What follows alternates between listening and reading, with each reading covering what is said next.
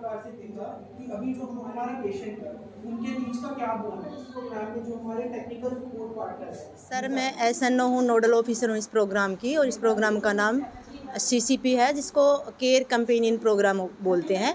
तो मैं nodal officer हूँ, और ये जो पास में मैं हमारे है ये मास्टर ट्रेनर हैं, ये नर्सिंग स्टाफ है। मैं SNO, मेरा नाम मौसम है।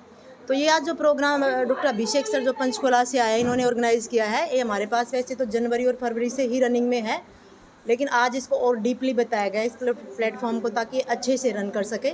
इसमें हमारे को मेन जो टारगेट है हमारा MCH विंग का, वो यही होता है कि माँ की और बच्चे की केयर हॉस्पिटल में डॉक्टर्स और नर्सिंग स्टाफ करते हैं, लेकिन क्या होता है इसमें घर जाने के बाद वो प्रॉब्लम कर देते हैं। कई बार घर वालों को पता नहीं होता, पूरी जानकारी नहीं होती।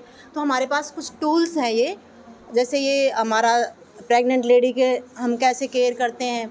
दूसरे टूल हैं कि हम डिलीवरी के बाद कैसे केयर करते हैं। कुछ हमारे पास से टूल हैं कि उसको डाइट जो है ना, क्या रोटी दे देंगे, हलवा दे देते हैं डिलीवरी के बाद, लेकिन हमने थ्रू प्रॉपर चैनल सारी चीज़ें बताई गई कि एक फुल डाइट है।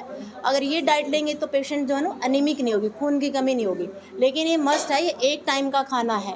उसके बाद बच्चे की कैसे केयर करनी है, ये भी हमारे पास एक टूल है कि इसको जो है ना फीड कराने के बाद आपको इसको बर्पिंग करानी, डकार दिलानी है। उससे क्या एस्पिरेट नहीं करेगा, सांस की नली में दूध नहीं जाएगा। तो ये उसके साथ वालों को बताते हैं। साथ वालों को इसलिए बताया जाता है कि हॉस्पिटल वाले तो 2 दिन 48 आवर्स या कुछ टाइम साथ रहते हैं, लेकिन घर जाके उसकी केयर करनी होती है ना, तो इसके लिए नेसेसरी है ये। तो ओवरऑल जो हमारा जो रोल है वो ये है कि माँ की और बच्चे की सेहत में सुधार और मैटरनल और मोर्टेलिटी रेट को कम करना।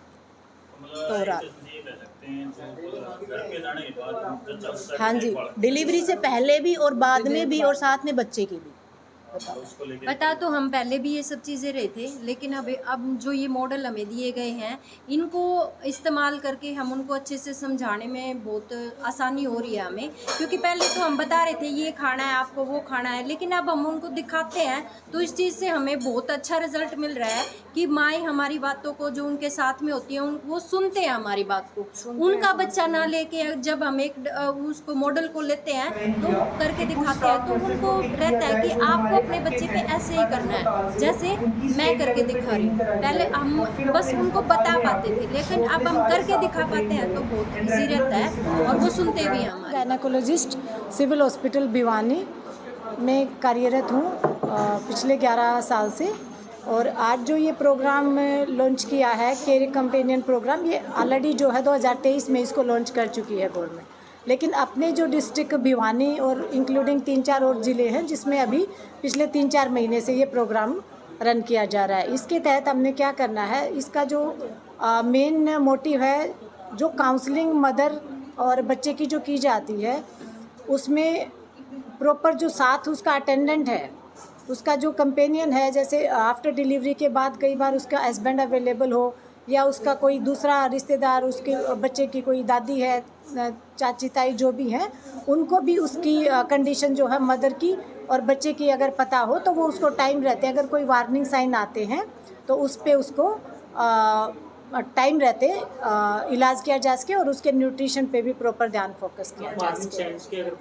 वार्निंग साइन का मतलब ये होता है कि जैसे आफ्टर डिलीवरी के बाद अगर डिलीवर्ड महिला को ज़्यादा खून निकल जाए लेकिन वो अपने आप नहीं ध्यान दे पाती, तो कम से कम जो उसका अवेलेबल रिश्तेदार है उसको उस चीज़ का पता हो तो वो इमीडिएटली हेल्थ फैसिलिटी को अवेल कर सके। और बच्चे के मामले में जैसे बाई चांस किसी बच्चे को बुखार आ जाए या फीडिंग के बाद उसको कोई सांस लेने में दिक्कत हो जाए, बच्चे को जो है दूध पिलाने के बाद थपकी वगैरह ना दिलाई जाए, तो कई बच्चे जो है ऐसे दूध पीने के बाद सोए के सोए रह जाते हैं, जिससे उसको परेशानी होती है। तो इन फीचर्स का अगर ध्यान में रखते हुए अगर वो अपना ध्यान रखें तो उससे हम अपनी जो हेल्थ के जो इंडिकेटर्स हैं क्वालिटी के, उनको हम इम्प्रूव कर सकते हैं। केयर कैंपेन प्रोग्राम के तहत हम जो NCDG की सर्विस दी जा रही है, उसको स्टेट हेडक्वार्टर से ट्रेनिंग देने के बाद हमारी जितनी भी स्टाफ है उनको भी ट्रेनिंग दी जाती है, ताकि वो अपनी काउंसलिंग के टाइम में क्वालिटी का कार्य कर सके। और इसका जो कार्य है, जो भी पेशेंट होते हैं उनको दी जाती है, उनके साथ जो आने वाले जो अटेंडेंट हैं उनको भी हम ट्रेनिंग दे सकते हैं।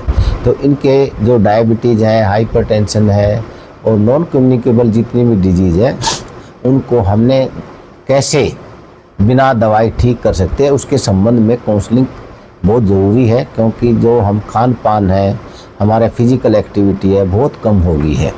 हम अपने आप को स्वस्थ रखें, इसके लिए हमारा स्वस्थ होना बहुत ज़रूरी है।